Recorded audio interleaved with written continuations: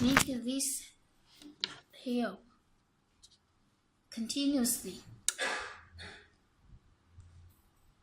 until there has the SU, and then click here to set the flow.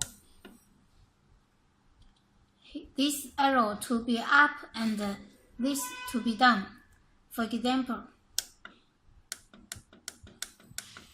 if you want to, and below, if you want to change this point, then click here. For example, also you want to change here, like this.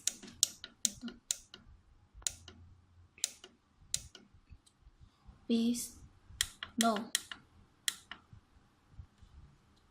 now be up.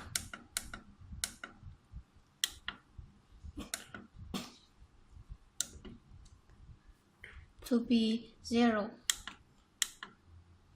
And after you setting, click here MOD, confirm, and then it has the RU. 然后再点启动，是不是？再点那个。再 press this again. Again. F 界面。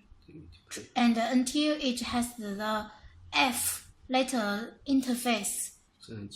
Then press this start. And then you see. Now it reached to the this range. It stopped working. And the other light is off. You can see here. 下一次。到了停止吗？ You can stop here. 再按。When you set again, start again. 然后。